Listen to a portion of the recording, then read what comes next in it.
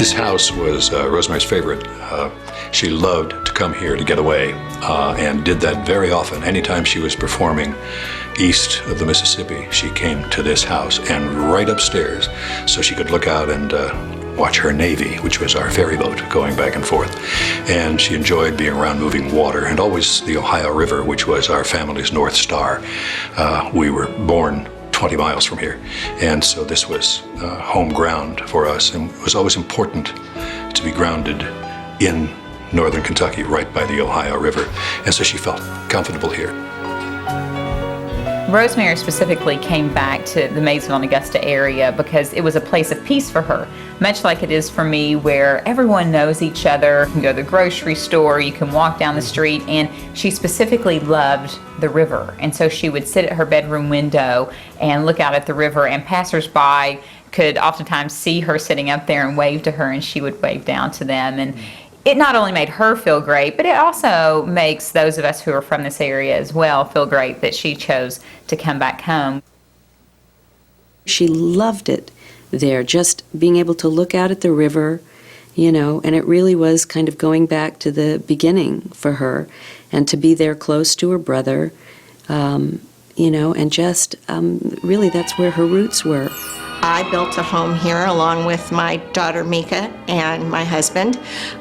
We all seem to come back to Kentucky because these are our family roots and have been for hundreds of years. I remember being in this house with my aunt and just watching the river with her. There's such peace here in this town in Augusta. And of course, Rosemary was really very loyal to Kentucky. She had her first premiere in Maysville, and it was a huge event there. After I became Miss Kentucky and Miss America, it was such a whirlwind, and she called me the night after I won. And my chaperone came into the hotel room and said, "You will never guess who's on the phone for you." And I had no idea. My brain was still pretty muddled by this time with all that had happened. And she said, "Rosemary Clooney is on the phone." Heather, of course, we watched her grow up from a child, and she used to be a big pest when my son George was playing tennis up there. She'd be the little kid hanging around and giving everybody a hard time, you know. She found her way on the phone to in my suite, and she just gave me all types of advice. She knew what it was like to be a small town girl, to be thrust into the spotlight in such a pace that was almost maddening. And she wanted to protect me a little bit, and she warned me about things that may happen, but she also said, "Anytime you need me, I'm there for you." I remember when Heather had just won Miss Kentucky. This was before she had became Miss America. And we were at an event down in Lexington, and George and Rosemary and I were being honored. And I said, "George, you better say hello to Miss Kentucky." And he said, "Where?" And I pointed out, and he says, "Little Heather?" And the one thing she did, she always made sure whenever I was at one of her concerts, which anytime I was in a town she was in, I would try to go see her perform, she always dedicated Sweet Kentucky Ham to me. And that is still one of my favorite pieces that she's ever done. Rosemary had 5 children, as you know, so it's always difficult after Rosemary died, after anybody with many children dies, what to do with the property and how that should be divided up. And when we were able to find out that Steve and Heather were interested in buying Rosemary's house, we thought that was terrific because they certainly would understand the background. And so we were thrilled. 4 years ago when we purchased the house, we really thought that we would maybe have one room dedicated to Rosemary. It was her home. We loved her, we respected her, and wanted to to help people understand who she was. Steve Henry from the Rosemary Clooney House Museum in Augusta, Kentucky, called me one day out of the blue and asked if I had any items that were from the film White Christmas. And it wasn't long after we bought the house that Paramount Studios called us and said they had found some Rosemary Clooney artifacts. I was told by my boss to go through all of the rental stock, try to find any pieces from White Christmas or any pieces belonging to Rosemary Clooney, and we would loan them to the museum. And so suddenly we had something to start building around, and very quickly we started finding, the family started finding items. The Nick and Nina Clooney donated countless items to the museum, George as well. And so very quickly we suddenly had at least 2 rooms, 3 rooms worth of material. As we started getting so much memorabilia, even extending beyond the movie career and music career to appearances and family-oriented things like her bedroom suit that Nick and Nina donated back to the house, then it was pretty evident that it had to encompass the entire house. So 99.9% of the home is a museum. I have definitely gone to visit the museum there in Augusta, which was her home, to see what they have sort of collected and you know, what people are able to go there and see and make their connections and have memories. And, you know, there's so much memorabilia, the movies and, you know, the pictures. Here, this is what we call the White Christmas room.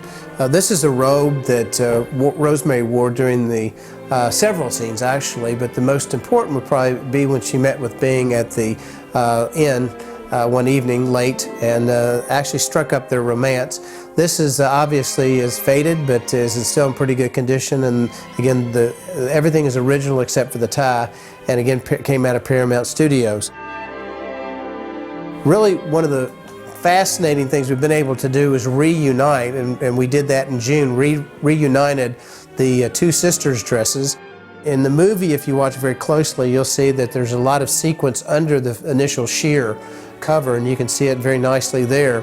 Where in Rosemary's, the top is pristine, although faded, and the bottom has been, the shirring has been added, and actually this sequencing is really in poor condition on her dress. But together, they are the sisters' dresses, and really many people consider that part of the best of the film.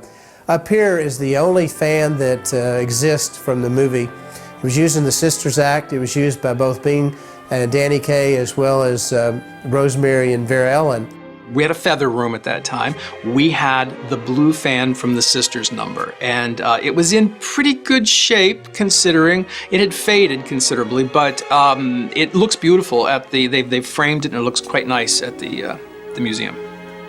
And in the movie you can see they hit each other a number of times, the gentlemen do, and you can see they usually use that edge, and you can see how battered the feathers are on the one side versus the other. And again, every time I see in the movies that they hit each other, I cringe because that's how damaged it is on one side.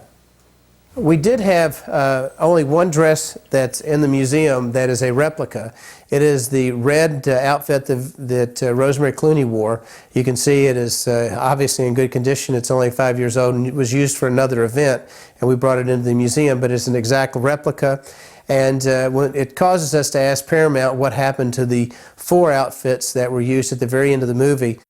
One of the fun parts of my job is when I get to discover things, and I'm always discovering things. There's always something tucked away in a corner or underneath a costume or in a box in a bag. And there was a bag, right before the holidays, I found a bag that I just had overlooked all these years, and it just had a tag that said Chorus Girls, and it was a bag full of gloves. I thought, I better open these up and figure out what's in them. So I opened them up and I spread them out. And at the bottom of the bag was a pair of bright red satin gloves. And here they are. These belong to Vera Ellen. These are the gloves that Vera Ellen wears in the finale of White Christmas with the famous red dress with the white fur trim. We don't have the dress anymore, but we do have the gloves. One of our most recent acquisitions is really from a very important part of the movie called Mandy. And one of the best performances I've seen by a dancer was in that by Vera Ellen. One of the things that we have in the museum today is a letter from Bing Crosby to Paramount Studios talking about, hey, I found this dame called Rosemary Clooney. Interesting term. Sings a good song. Who sings a good song. And is purportedly personable. and that was right at the time they were making a decision about who was going to be the cast. My favorite item in the entire museum are the gloves from the Love You Didn't Do Right by Me scene, which a lot of women, of course, they always say that's one of my favorite scenes, besides Sisters, the Love You Didn't Do Right by Me scene. And they always ask us about the black dress. We don't have that yet. We're still looking, but the gloves are magnificent. Very heavy, very detailed because they're the metal back rhinestones. It's the only item I think I've been tempted to put my hand in, but I have refrained.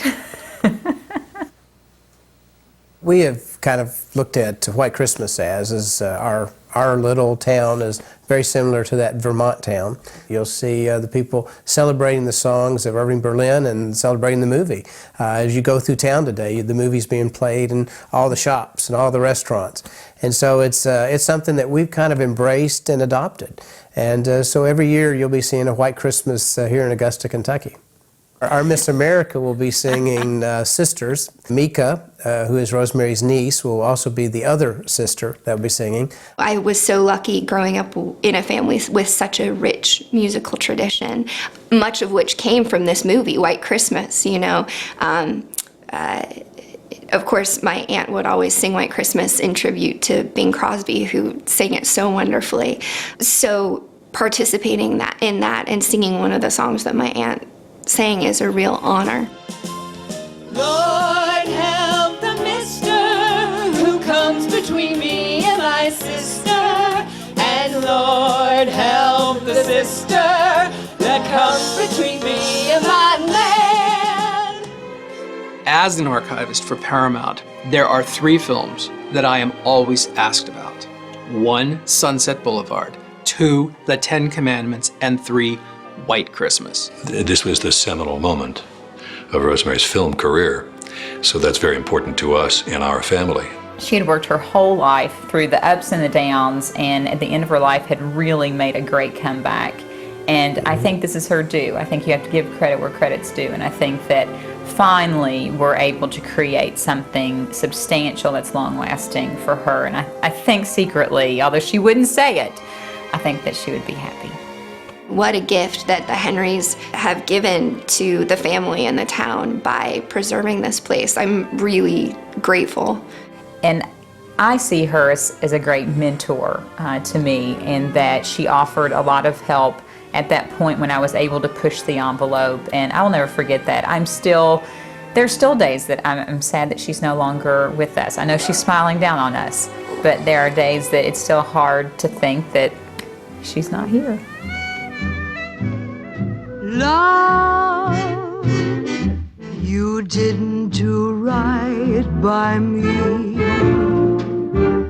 You planned a romance that just hadn't a chance, and I'm through.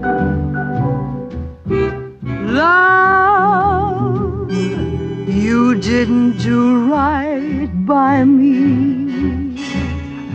I'm back on the shelf and I'm blaming myself, but it's you. My one love affair didn't get anywhere from the start.